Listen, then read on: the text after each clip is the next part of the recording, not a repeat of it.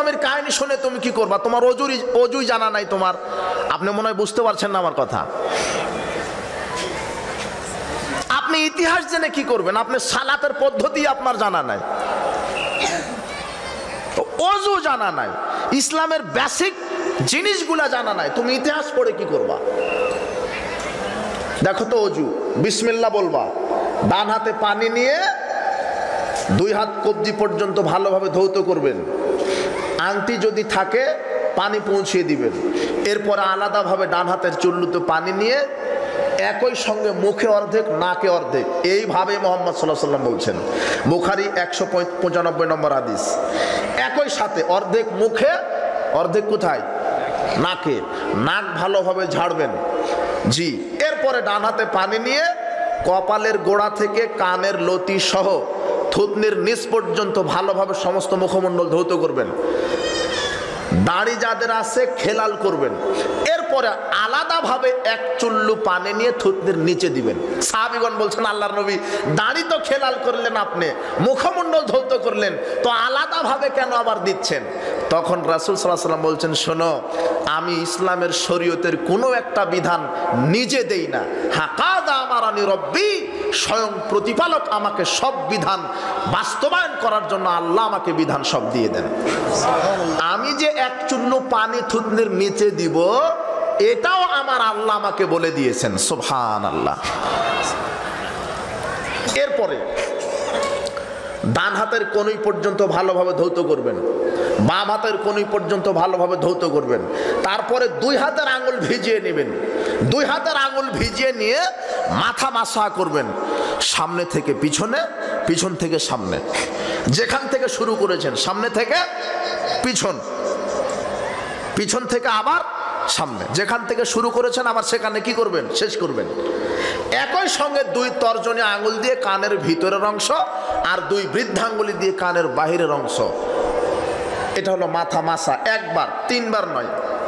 মাথা মাসা 3 বার নয়, একবার। নারী পুরুষ একই বিধান অজুর। হাদিসটা কোথায় পাবেন?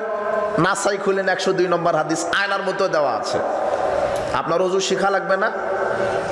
লা তুকবালু সালাতুম বিগাইরি তুহুর, যার অজু হয় না তার সালাতও হয় না। যার অজু হয় না তার সালাতও হয় না। মাথা মাসা শেষ। এরপরে 2 পা, ডান পায়ের টাকনু পর্যন্ত ভালোভাবে ধৌত করবেন, আঙুলগুলি খেলাল করবেন। এরপরে বাম পা একইভাবে। এইভাবে যখন অজু শেষ করলেন, তখন রাসূল সাল্লাল্লাহু আলাইহি ওয়াসাল্লাম বলছেন, এইবারে বলো, তোমরা বলো কি? মান তাওয়াদ্দা ফাহসানাল উযুয়া, যে ব্যক্তি অজু করলো এইভাবে সুন্দরভাবে অজু করলো, সুম্মা ক্বাল, এরপরে বলল কি? আশহাদু আল্লা ইলাহা ইল্লাল্লাহু ওয়াহদাহু লা শারীকা লাহু ওয়া আশহাদু আন্না মুহাম্মাদান আবদুহু ওয়া রাসূলুহু। যদি এই দোয়াটা, এই কালেমাটা পড়ে অজুর পরে, ফতিহাত লাহু আবওয়াবুল জান্নাতি সামানিয়া, আল্লাহ তার জন্য জান্নাতের 8টি দরজা খুলে দেন। সুবহানাল্লাহ। এটা বসেই পড়বেন দোয়াটা। এরপরে যখন আপনি উঠতে যাচ্ছেন তখন বলবেন, সুবহানাকা আল্লাহুম্মা বিহামদিকা আশহাদু আল্লা ইলাহা ইল্লা আনতা আস্তাগফিরুকা ওয়া আতুবু ইলাইক। অজু শেষের দোয়া এটা, সালাত শেষের দোয়া এটা। সালাত শেষ হয় কিভাবে? তাকবীর তাহরিমা দিয়ে শুরু, সালামের মাধ্যমে কি শেষ। এরপরে জিকির আজগার তো আছে, সুবহানাল্লাহ 33 বার বলেন, আলহামদুলিল্লাহ 33 বার, আল্লাহু আকবার 34 বার। এক ভিক্ষুক লোক এসে বলছেন, আল্লাহর নবী, ধনীরা তো হজ করে নেকি নিয়ে নিল, আর আমরা তো ফকির মানুষ, হজ করতে পারি না, তো আমাদের নেকি তো কম। তখন রাসূল সাল্লাল্লাহু আলাইহি ওয়াসাল্লাম বলছেন, শোনো, ফরজ সালাতের পরে 33 বার সুবহানাল্লাহ বলবা, 33 বার আলহামদুলিল্লাহ বলবা, আর 34 বার আল্লাহু আকবার বলবা, তাহলে আল্লাহ তোমাকে কবুল হজের নেকি লিখে দিবেন। হাদিসটা কোথায় পাবেন? বুখারী 843 নম্বর হাদিস। আপনি কাহিনী শুনে কি করবেন? যদি সালাত সিয়াম তাসবিহ তাহলিল না জানেন, বোঝেন মন হয় কথা। তাই বলে আমি তাফসিরকে কটাক্ষ করছি না, বেসিক মৌলিক জিনিস দিয়ে তারপরে জাতির সামনে দুর্ভাগ্য দিতে তাফসির করেন, কথা বুঝতে পারেননি? তো আমি যেই মুসল্লির সামনে তাফসির করছি সেই মুসল্লি ফরজ গোসলই জানে না, তাহলে আমার কি হবে? আমার স্টুডেন্টরা প্রাইমারি পাস, আমি তাকে দিয়েছি ইন্টারমিডিয়েটের বই, পড়তে পারবে না? বোঝেননি মনে হয়। এই যে পিচ্ছে, এই তুমি দাঁড়াও তো বেটা, এ হলো ক্লাস 1-এ পড়ে, এখন আমি যদি ওকে ক্লাস 9-এর বই দিই, ও পড়তে পারবে? আর আমার এই মুসল্লি, আপনি তো ফরজ গোসলই জানেন না, আপনার কাছে ইউসুফ জুলেখার কাহিনী বলে আমার কি লাভ? আপনার ওযু জানা নাই, আপনি সালাত আদায় করতে হয় কিভাবে এটাই আপনার জানা নাই, আমি তাফসীর পেশ করে আপনার কাছে কি করব? বুঝতে পারেননি? আপনার প্যান্ট টাকনোর নিচে আপনার দাড়ি, তার চাচা দাড়ি যদিও থাকে সাদা হয়ে গেছে, কালো খেজাব দিয়েছেন, আপনার কাছে তাফসীর করে আমি কি করব বেটা? আমি এখানে উঠতেই দেখলাম যে এখনো আছে নাকি, যে একজন লোকের দাড়ি কালো মিশমিশ করছে, সাদা আর কালো। আমি বলছি আপনি কি খেজাব দিয়েছেন নাকি? তো বলছে হ্যাঁ। আবু দাউদ খুলেন, 4739 নম্বর হাদিস, রাসূল সাল্লাল্লাহু আলাইহি ওয়াসাল্লাম বলছেন ইয়াকুনু ফি আখিরিজ জামানে, শেষ জামানার কিছু মুরব্বী মাওলানা বের হবে, ইয়াখজিবুনা, তারা খেজাব দিবে, বিসাওয়াদে, কালো, কাহাওয়াসিলিল হামাম, কবুরের পাখনার মতো। কবুতরের পাখনায় দেখেননি কালো মিশমিশে চিকচিক করে, চিকচিক করে, কালো চিকচিক করে না কবুতরের পাখনা বক্ষে? এরকম কালো খেজাব দাঁড়িতে দিবে মৌলানা সাহেব, মুরব্বী সাহেব। লা ইয়ারিহুনা রাইহাতাল জান্নাহ, জান্নাতে যাওয়া বহুদূরের কথা, জান্নাতের সুগন্ধি পাবে না। তো আমি এখানে তাফসীর করে কি করব বেটা? আপনার দাড়ি ঠিক নাই। বলছিলাম রাসূল সাল্লাল্লাহু আলাইহি সাল্লাম ওযু শেষে এই দোয়া পড়তেন, সালাত শেষে এই দোয়া পাঠ করতেন। সালাত শেষ শুরু করে তাকবীর তাহরিমা দিয়ে, সালাত শেষ করে সালামের মাধ্যমে। এরপরে রাসূল সাল্লাল্লাহু আলাইহি সাল্লাম বলছেন তোমরা তাসবিহ তাহলিল করো, বলো সুবহানাল্লাহ, আলহামদুলিল্লাহ, লা ইলাহা ইল্লাল্লাহ বেশি বেশি। তাহলে কি হবে? সমুদ্রের ফেনা পরিমাণ গুনাহ আল্লাহ ক্ষমা করে দিবেন। এরপরে কি বলবা? মান কারায়াতাল কুরসি ফি দুবরে কুল্লি সালাতিন মাকতুবাতিন, যে ব্যক্তি দৈনিক ফরজ সালাতের পরে আয়াতুল কুরসি পাঠ করবে, লাম ইয়ামনাহু মিন দুখুলিল জান্নাতিল মাউত, ওই ব্যক্তি জান্নাতে যেতে পারছে না। কেন? মরেনি তাই। মরলেই আল্লাহ তাকে জান্নাতের সব সুযোগ সুবিধা দিয়ে দিবেন। আসসালামু আলাইকুম রহমতুল্লাহ বারাকাতুহু, আসসালামু আলাইকুম রহমতুল্লাহ। এরপরে বলবেন আল্লাহু আকবার, আস্তাগফিরুল্লাহ, আস্তাগফিরুল্লাহ, আস্তাগফিরুল্লাহ। এরপরে বলবেন সুবহানাল্লাহ, আলহামদুলিল্লাহ, লা ইলাহা ইল্লাল্লাহ 33 বার 34 বার বলবেন। বলার পরে আয়াতুল কুরসি পাঠ করবেন। এগুলো হলো তাসবিহ পাঠ করা সালাতের পরে। যখন এগুলি তাসবিহ পাঠ করে উঠে বাড়ির দিকে আপনি ফিরতে চাচ্ছেন, তখন আপনাকে বলতে হবে কোন দোয়া? সুবহানাকা আল্লাহুম্মা বিহামদিকা আশহাদু আল্লা ইলাহা ইল্লা আনতা আস্তাগফিরুকা ওয়া আতুবু ইলাইক। আপনি বলেন না কেন? জানেন না তাই। আপনার মুফাসসিরও জানায়নি কোনোদিন। এই বেটা দেখো, তুমি নেট ঘাটো, তুমি ইউটিউবে সার্চ দাও, বাংলাদেশের কোনো মুফাসসির জাতিকে এখনো বলেনি এই কথা। বুঝেননি মনে হয়? এই আপনারা বুঝতে পারছেন নাকি?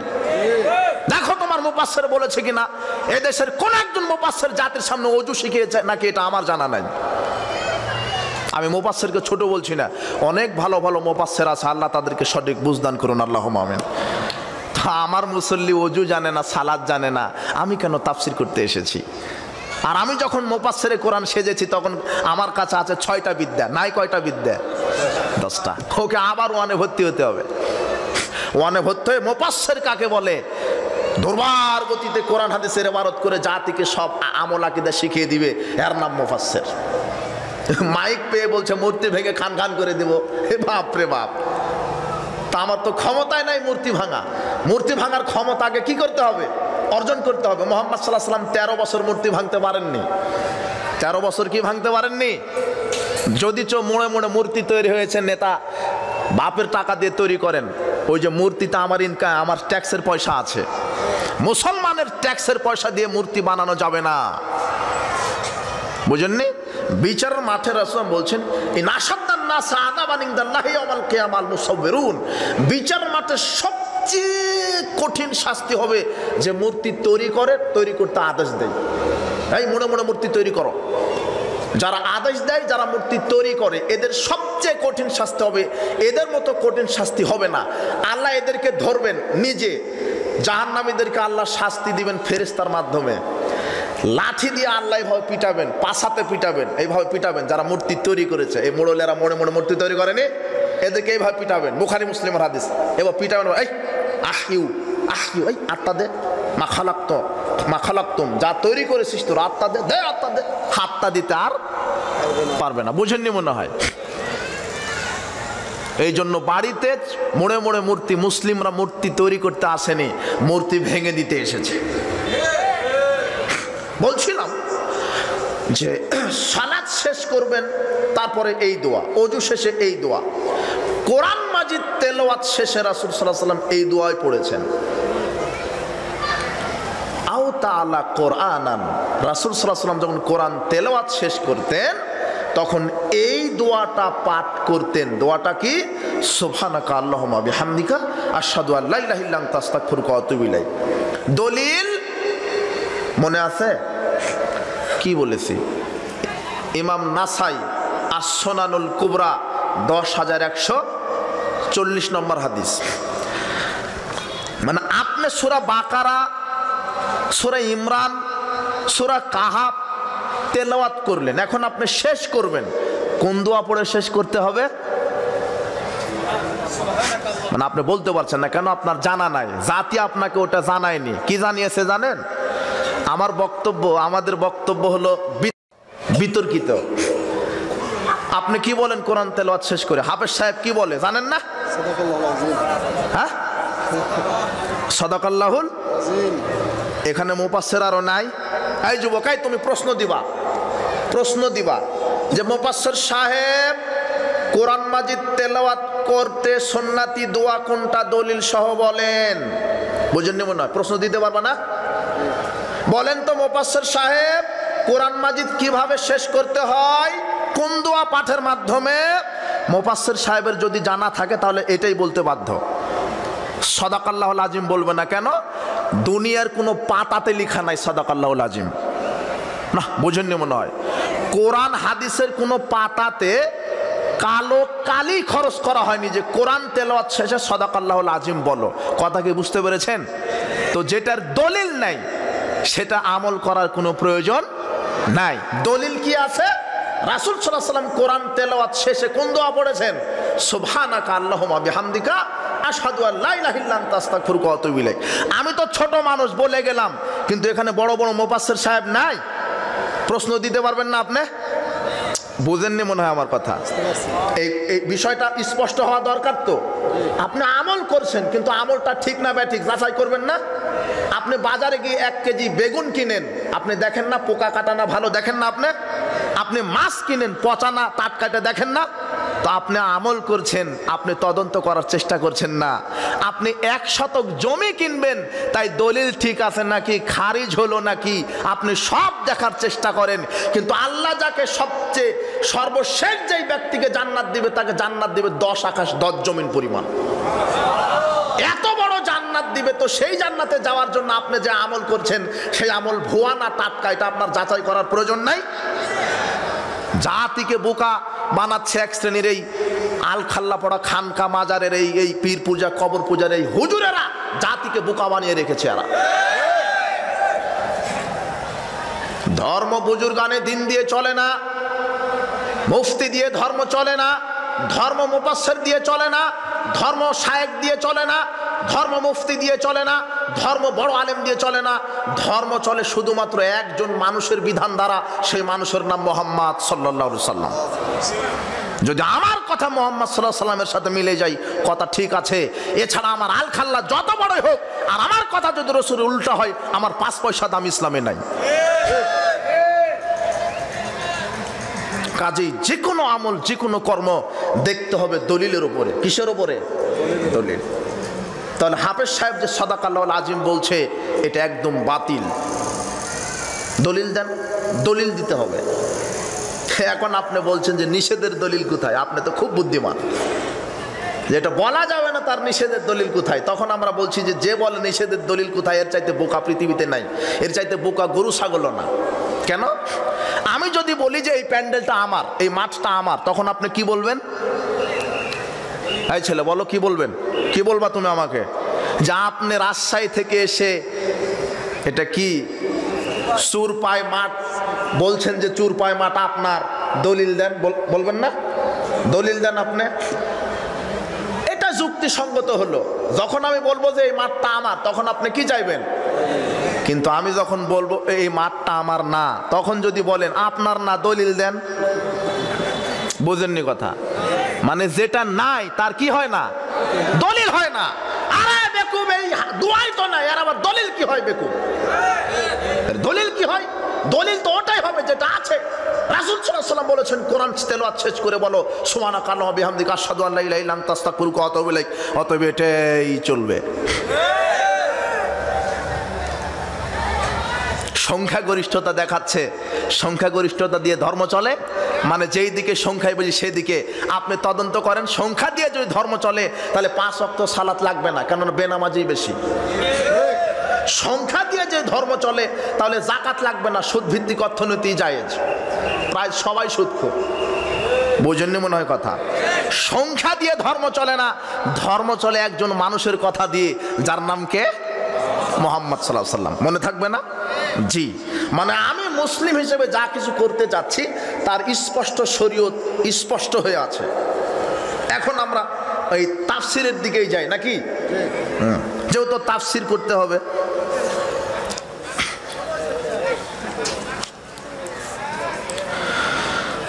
আউযু বিল্লাহি মিনাশ শাইতানির রাজীম। ইন্নাল্লাযী ফারাদা আলাইকাল কুরআনা লারাদ্দুকা ইলা মাআদ কুর রাব্বি আ'লামু মান জাআ বিল হুদা ওয়া মান হুয়া ফি দালালিম মুবিন। আল্লাহ সুবহানাহু ওয়া তাআলা এখানে কি বললেন? ইন্নাল্লাযী ফারাদা আলাইকাল কুরআন, আমি তোমার উপরে এই কোরআনের যত বিধান আছে সবকে মানা আমি ফরজ করে দিয়েছি। সুবহানাল্লাহ। কোরআনের বিধান মানা কি? ফরজ। আল্লাহ সুবহানাহু ওয়া তাআলা বলছেন যে হে মুহাম্মদ সাল্লাল্লাহু আলাইহি সাল্লাম, আপনার উপরে এই কোরআনকে ফরজ হিসেবে অবতীর্ণ করেছি। এই কোরআনের যত বিধান সব মুসলিম জাতির জন্য মানা কি? ফরজ। কোরআন আল্লাহ বিধান দিয়েছেন, চুরি করলে কি করতে হবে আল্লাহ বিধান দেননি? চুরি করলে হাত কেটে দাও, এটা আল্লাহর বিধান, এই বিধান মানা ফরজ। বিবাহের পরে কেউ যদি জেনা করে তাকে পাথর মেরে মেরে ফেলে দাও, এটা আল্লাহর বিধান। কেউ যদি মিথ্যা অপবাদ দেয় তাকে 80 লাঠি পিটাও, এটা আল্লাহর বিধান। কেউ যদি মদ পান করে তাকে 40 লাঠি পিটাও, এটা আল্লাহর বিধান। কেউ যদি কোনো মানুষকে অন্যায়ভাবে হত্যা করে কেসাস নাও, তাকেও হত্যা করো, এটা আল্লাহর কি? বিধান। এগুলি আল্লাহর বিধান। এই বিধানগুলি আল্লাহ ফরজ করেছেন। আল্লাহ সুবহানাহু ওয়া তাআলা বলছেন, আমি কোরআনের বিধানকে মানা ফরজ করে দিলাম। কোরআনের বিধান তোমাদের জন্য মানা ফরজ করে দিয়েছি। ব্যক্তিগত জীবনে যেগুলি বিধান, সামাজিক জীবনে, রাষ্ট্রীয় জীবনে, অর্থনৈতিক জীবনে, বৈষয়িক জীবনে, ধর্মীয় জীবনে সালাত আদায় করা আল্লাহর বিধান, সিয়াম পালন করা আল্লাহর বিধান, যাকাত দেওয়া আল্লাহর বিধান, কোরআন তেলাওয়াত করা আল্লাহর বিধান। রাসূল সাল্লাল্লাহু আলাইহি সাল্লাম যেগুলি হারাম করেছেন সেগুলি থেকে বেঁচে থাকা সেটা আমাদের ফরজ। আল্লাহ সুবহানাহু ওয়া তাআলা যা হারাম করেছেন সেগুলি থেকে বেঁচে থাকা আমাদের জন্য ফরজ। আল্লাহ সুবহানাহু ওয়া তাআলা কোরআন মাজিদে হারাম করেছেন কি? সুদ ভক্ষণ করা হারাম। সুদ কি? হারাম। সুদ যে হারাম, এই বিধানটা আমাদের জন্য কি? ফরজ। মানা কি? মুসলিম হওয়ার পরও সুদ খায়, এখন বলেন ও মুসলিম না মুনাফিক? সুদ হারাম, এটা বিধান কার? আল্লাহ। আর এই বিধানটা মানা কি? ফরজ। এটা কোরআনের সরল অনুবাদ আমি করলাম, এখন কিন্তু তাফসির করছি আমি, যদিও আমার তাফসির করার কি নাই, যোগ্যতা নাই। লিখে দিচ্ছেন মুফাসসিরে কোরআন নওগাঁ, বুঝেননি? তাফসির মানে কি? ব্যাখ্যা করা। আয়াতের শানে নজুল জানতে হবে, প্রেক্ষাপট জানতে হবে, আরবি ভাষাবিদ হতে হবে, আরবি ভাষা অলঙ্কারের জ্ঞান থাকতে হবে। এই আয়াতের তাহাকিক কি, এই আয়াতের ব্যাখ্যা কি, সব জাতির সামনে বোঝাতে হবে। একটা আয়াতের দার্স দিতে গেলে অনেক সময় লাগবে। কাজেই এবারাত বলছি, সরল অনুবাদ বলছি, আর কিছু ব্যাখ্যা বলছি, সময় সংকীর্ণ। আপনার বুঝতে পারছেন তো, তাই না? বিধান মানা ফরজ। কার বিধান? আল্লাহ। না মানুষের? কিন্তু আপনি মানেন কার বিধান? হ্যাঁ হ্যাঁ, তাহলে আপনি মুসলিম না মুনাফিক? মুনাফিক। বিধান মানা ফরজ, আল্লাহর বিধান, কিন্তু আপনি মুসলিম হয়ে মানছেন কার বিধান? হ্যাঁ, মানুষের বিধান। সংবিধান তৈরি করা আছে কার বিধানে? মানুষের বিধানে। যে সংবিধান দ্বারা চলে সে 10 বার হজ করে এসেছে। কতবার? 10 বার। কেননা ও তো টাকার হিসাব নাই, ও তো কলমের খোঁজা দিলে 1000 কোটি টাকা দুর্নীতি করতে পারে, ও তো 10 বার করবেই। ওরাই সুদকে লাইসেন্স দিয়ে চালু করে রেখেছে, মদকে লাইসেন্স দিয়ে চালু করে রেখেছে, বেশ্যালয়ের মতো পতিতালয়ে লাইসেন্স দিয়ে চালু করে রেখেছে। এরা সব এক একটা টাটকা মুনাফিক। এরাও মুসলিম, তার মানে এরা পূর্ণাঙ্গ মুসলিম না। বিধান মানতে হবে আল্লাহর, আল্লাহর বিধান মানা ফরজ, মানুষের বিধান মানা ফরজ নয়। আল্লাহ বিধান দিয়ে দিয়েছেন পর্দা করা ফরজ। আল্লাহ সুবহানাহু ওয়া তাআলা বলছেন ওয়াকারনা ফি বুয়ুতিকুন্না ওয়ালা তাবাররাজনা তাবাররুজাল জাহিলিয়াতিল উলা। পৃথিবীর মুসলিম মহিলাগণ, তোমরা বাড়িতে থাকো জাহিলি যুগের মতো, বর্বরতার মতো, অসভ্যতার মতো, বেহায়ার মতো ল্যাংটা পোশাক পরে রাস্তাঘাটে চলো না। আমি আল্লাহ পর্দার বিধান দিয়ে দিলাম। পর্দার বিধান মানা ফরজ, পর্দা আল্লাহর বিধান। আল্লাহ সুবহানাহু ওয়া তাআলা বলছেন আমি 5 ওয়াক্ত সালাত ফরজ করেছি। রাসূল সাল্লাল্লাহু আলাইহি ওয়াসাল্লামকে আল্লাহ বলছেন ইয়া মুহাম্মদ ইন্নী ফরাজতু আলা উম্মাতিক 5 সালাওয়াত। হে মুহাম্মদ, আপনার উম্মতের উপরে আমি 5 ওয়াক্ত সালাত ফরজ করেছি।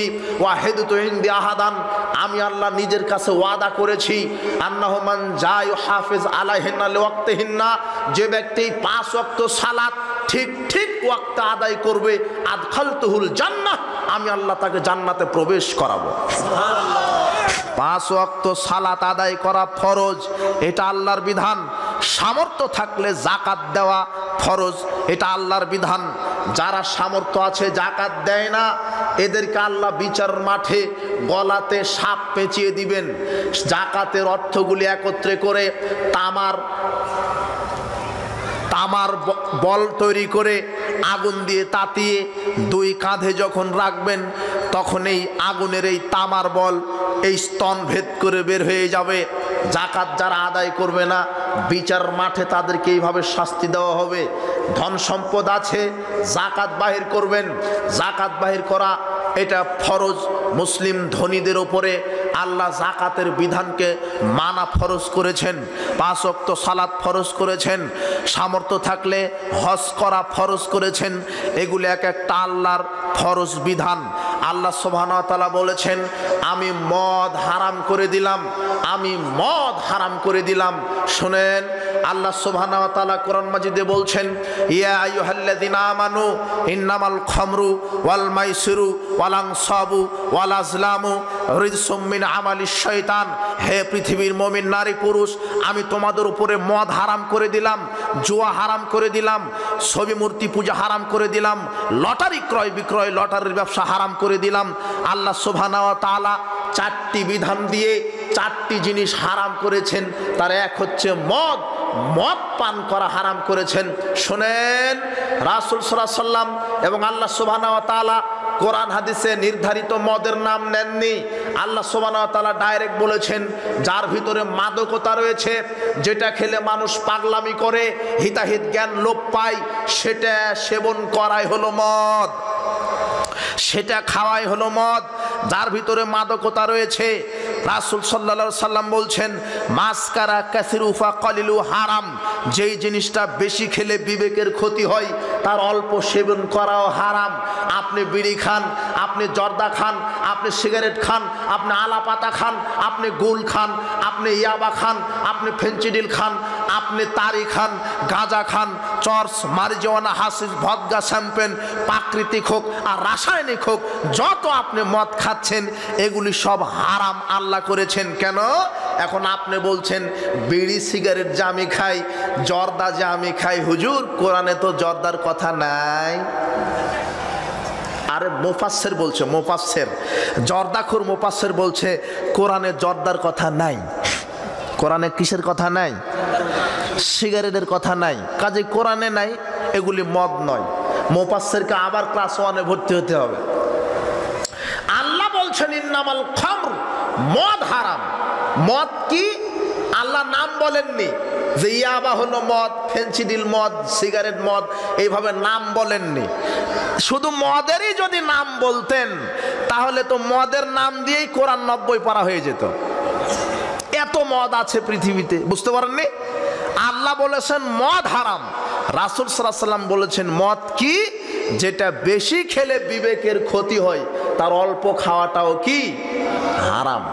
তার মানে আপনি জর্দা খান। এই ছেলে শোনো, তোমার মসজিদের ইমাম সাহেব জর্দা খায়, তুমি তদন্ত করো। তোমার হুজুর জর্দা খায়, পানের সাথে 2 গ্রাম 3 গ্রাম 4 গ্রাম খায়। তোমার হুজুরকে 150-200 গ্রাম জর্দা একবারে খাইয়ে দাও, তোমার হুজুর আর সূরা ফাতিহা কেরাত করতে পারবে না। তার মানে যেটা কম বেশি খেলে বিবেকের ক্ষতি হয়ে গেল, তার একটা দানা খাওয়াটা কি হয়ে গেল? হারাম।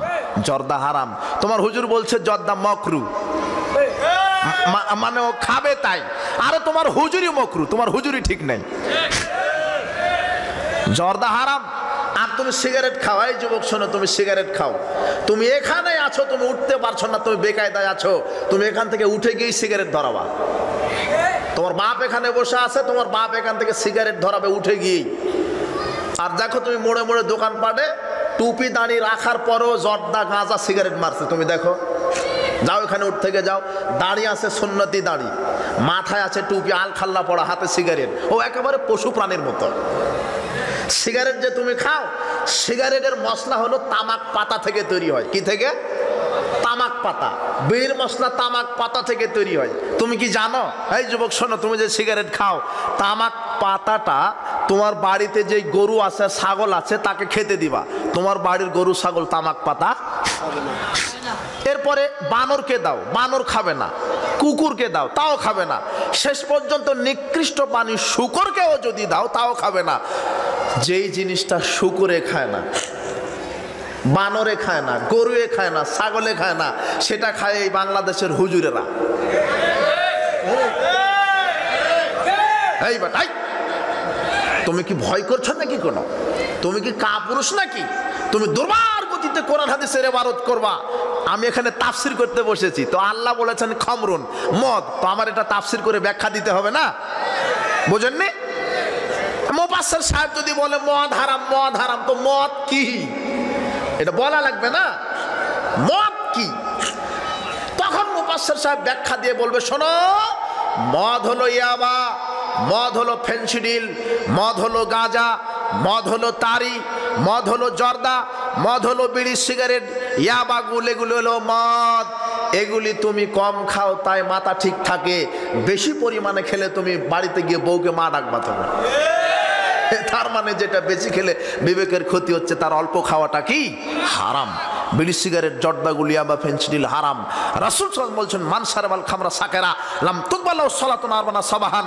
যে ব্যক্তি একটাবার জর্দা বিড়ি সিগারেট মদ মুখে দিবে, একবার দিবে, তার 40 দিনের কোনো ইবাদত আল্লাহ কবুল করবেন না, কোনো ইবাদত কবুল হবে না। তোমার সাথে বিচার মাঠে কথা হবে, এখন নাই। তোমার হুজুর গাও জোয়ারি দিয়ে চলছে, শক্তি দিয়ে চলছে, সংখ্যাগরিষ্ঠতা দিয়ে চলছে। তোমার হুজুর প্যান্ডেলে এটা কি স্টেজে উঠে জর্দা খায়, স্টেজে উঠে। তোমার মুফাসসির তোমাকে কয়েকটা মুফাসসির, আমি তো নাম বলছি না, তুমি তদন্ত করো তো যে কে খায়। তোমার মুফাসসিরকে আবার পড়তে হবে মদ কাকে বলে, বিড়ি সিগারেট জর্দাগুলো হারাম। আর তুমি জানো এগুলি জাহান্নামের খাদ্যের সাথে মিল আছে। কোন খাদ্যের সাথে মিল আছে? আল্লাহ বলছেন আমি জাহান্নামীদেরকে যেটা খেতে দিব পেট ভরবে না। সিগারেট খেলে পেট ভরে? জর্দা খেলে? আল্লাহ বলছেন আমি জাহান্নামীদেরকে যেটা খেতে দিব শরীরে পরিপুষ্ট পুষ্টি হবে না। গাঁজা খেলে পুষ্টি হয়, তাই না? তার মানে জাহান্নামের খাদ্যের সাথে কি আছে? মিল আছে। ওই সেদিন কুষ্টিয়া গেছিলাম, তো ওরা তামাক চাষ করে। কি চাষ করে? তামাক। তা আমি বললাম আমাদের রাজশাহীতে আমরা বেগুন পটল চাষ করি, বেড়া দিই, বেড়া। তা আপনারা এত দামি তামাক চাষ করছেন, বেড়া দেন না কেন? তো বলছে বেড়া দেওয়া লাগে না। তো কেন বেড়া দেওয়া লাগে না? হ্যাঁ, আগে বলে দিছি তা না? এটা কি গরুয়ে খায় না, ছাগলে খায় না, বানরে খায় না, কুকুরে খায় না, শুয়োরেও কে খায়? আরে যুবক, তুমি খাও, তোমার বাপ খায়, তোমার হুজুর খায়, তোমার শিক্ষক খায়। শিক্ষক ছাত্র একই প্যান্ডেলে মারে, সবাই আর জাহিলিয়াত।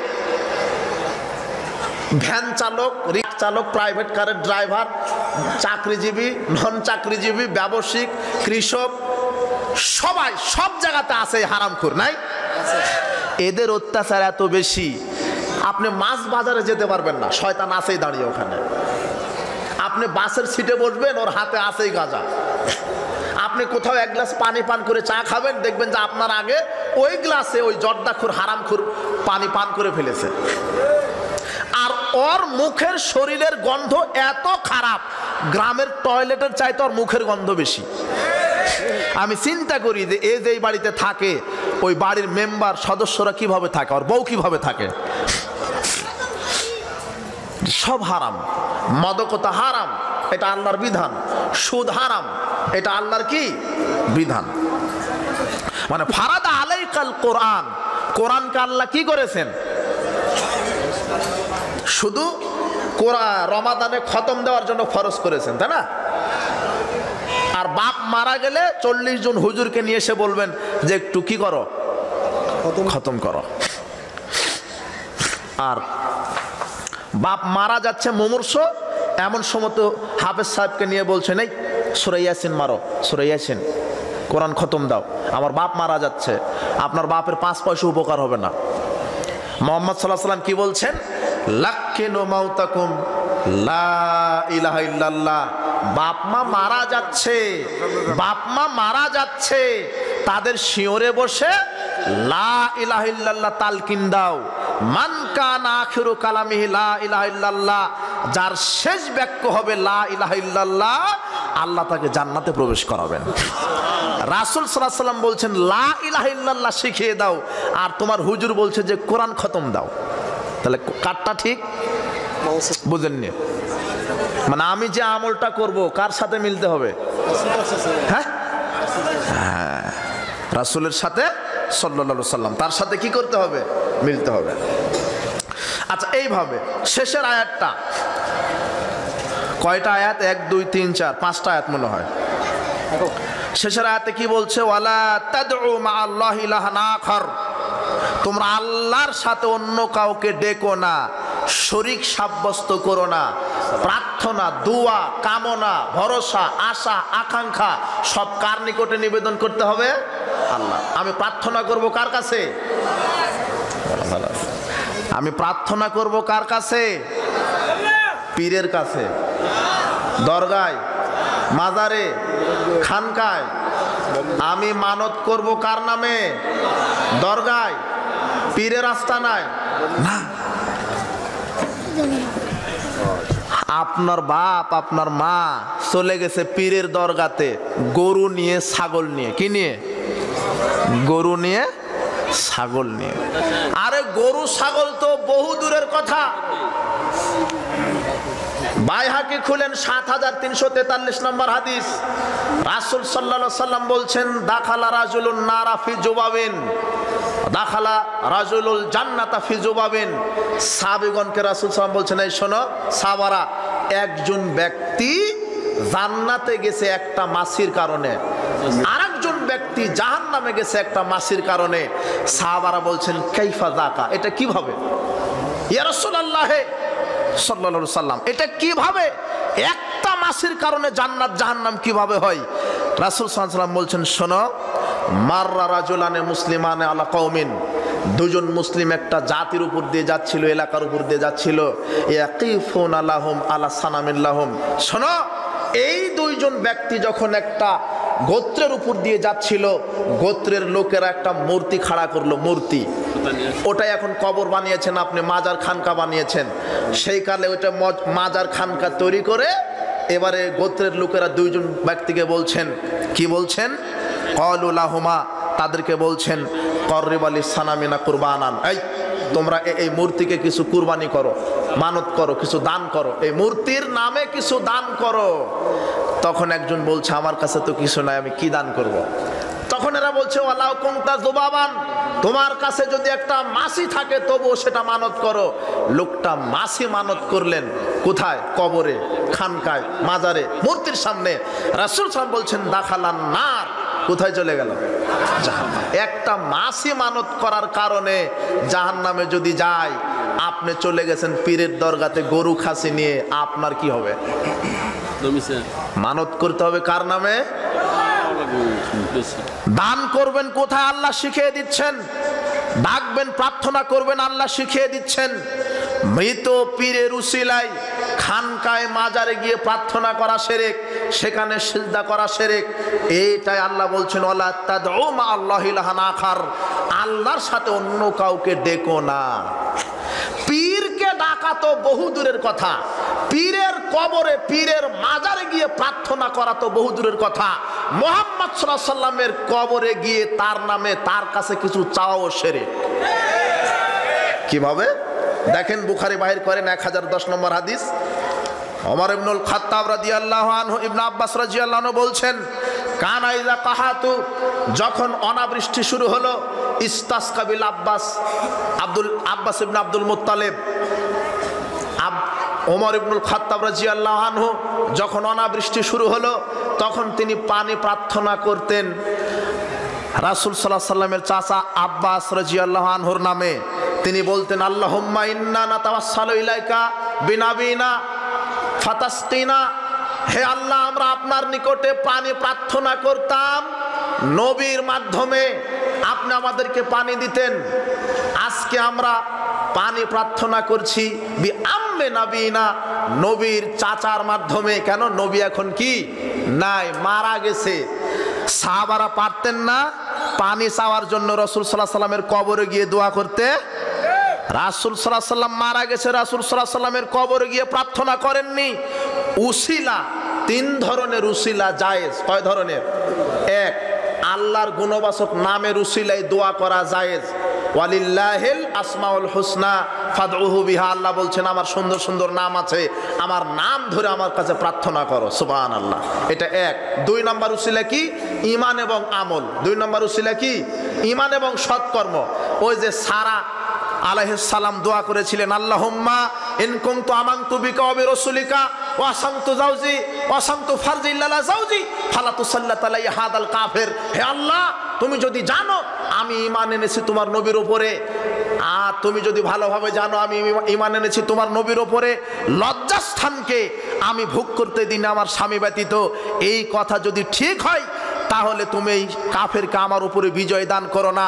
সারা আলাইহিস সালাম আল্লাহর নিকটে ঈমান পেশ করে দোয়া করেছেন। ঈমানের উসিলায়।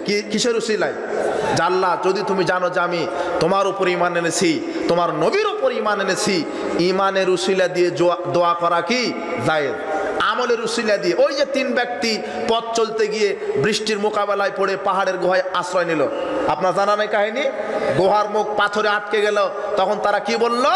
আল্লাহর নিকটে দোয়া করো যার যার যে আমলে সলে আছে সেই সৎকর্ম দ্বারা। একজন বলল আল্লাহ, আমি পিতামাতার খেদমত করতাম। আর একজন বললেন আল্লাহ, আমার চাচাতো বোন ছিল সুন্দরী, আমি তাকে ভোগ করতে চেয়েছিলাম কিন্তু তোমার ভয়ে আমি ভোগ করিনি, এটা একটা সৎকর্ম। আর একজন বলল যে আমার একটা কর্মচারী ছিল, তাকে মূল্য দিতে গেলাম, তুচ্ছ মনে করে চলে গেল, কিছুদিন পর আবার আসলো, আমি তার মূল্যটা খাটিয়ে খাটিয়ে অনেক গরু বকরি প্রতিপালন করে তাকে দিয়ে দিলাম। আল্লাহ, এটা যদি তোমার সন্তুষ্টির জন্য হয়, এই আমলের উসিলায় তোমার নিকটে দোয়া করছি, আমাদের এই গর্ত থেকে পাথর ছড়িয়ে দাও। আল্লাহ তাদের পাথরটি ছড়িয়ে তাদেরকে মুক্তি দিয়ে দিয়েছিলেন। তার মানে আমলে সলেহের মাধ্যমে, এই আমলে সলের উসিলায় কার নিকটে দোয়া করা যায়? আল্লাহ। 1 নাম্বার কি পাওয়া গেল? তার সুন্দর সুন্দর নাম। 2 নাম্বার ঈমান এবং আমল। 3 নাম্বার কি? এই সৎ আমল, সৎ ব্যক্তি, সৎ ব্যক্তিদের মাধ্যমে, সৎ ব্যক্তির মাধ্যমে দোয়া করা যায়। জীবিত হতে হবে। সাহাবীগণ আব্বাস রাদিয়াল্লাহু আনহুর মাধ্যমে দোয়া করেছেন, কিন্তু মৃত পীরের উসিলায় দোয়া করা শিরক। বাংলাদেশের মানুষ কবর, খানকায়, মাজারে গিয়ে এই মাজার পূজারী, খানকা পূজারীতে বিশ্বাসী। আরে যেখানে যেখানে রাসূল সাল্লাল্লাহু আলাইহি সাল্লামের কবরে গিয়ে চাওয়া শিরক, সেখানে কোন বাপের বেটা আছে তার কবরে গিয়ে চাওয়া জায়েজ হতে পারে? বুঝতে পারেননি? তার মানে এগুলি সব ভণ্ডামি, কবর মাজার খানকা এগুলি পূজা শিরক। রাসূল সাল্লাল্লাহু আলাইহি সাল্লাম কবর মাজারের বিরুদ্ধে অনেক ধারাবাহিকভাবে হাদিস বলেছেন। বড় ভাই এসে গেছে, আমি লম্বা করছি না বক্তব্য, শুধু একটু অনুবাদ করে শুনিয়ে দিলাম। আল্লাহ বলছেন ওয়ালা তাদউ মা আল্লাহি ইলাহান আখার, আমার সাথে অন্য কাউকে ডেকো না, আমাকে বাদ দিয়ে অন্য কাউকে সেজদা করো না, আমাকে বাদ দিয়ে অন্য কারো নামে পশু জবাহ করো না, আমাকে বাদ দিয়ে অন্য কারো নামে মানত করো না। আমার সব কিছু কুলিনা সলাতি ও নুসুকি ও মাহইয়া ও মামাতি লিল্লাহি রাব্বিল আলামিন। আমার সালাত, আমার সিয়াম, আমার হজ, আমার যাকাত, আমার মরা, আমার বেঁচে থাকা, আমার দোয়া, আমার প্রার্থনা, আমার সেজদা, আমার ইবাদত, আমার আরাধনা, আশা আকাঙ্ক্ষা সব কিছু আল্লাহর জন্য নিবেদিত করতে হবে। এটাই হলো তাওহীদি মুসলমানের ঐক্যবদ্ধ কথা, ঠিক কিনা? এর উপরে আপনি থাকেন, তাওহীদের উপরে আপনি থাকেন, তাওহীদকে ঠিক রাখেন, আকীদা মানহাজ ঠিক রাখেন। আপনি যাবতীয় আমল যেগুলি করবেন কোরআন সুন্নাহ মোতাবেক হতে হবে। কোরআন সুন্নাহর বাইরে গেলে আমল করার পর আপনি ক্ষতিগ্রস্ত হবেন। কাজেই আজকের এই তাফসিরুল কোরআন মাহফিলের যত মুসলিম দিনী ভাই বোন এসেছেন, আল্লাহ আমাদেরকে সঠিক ইসলাম বোঝার, মানার তৌফিক দান করুন। যাদের পিতামাতা মারা গেছে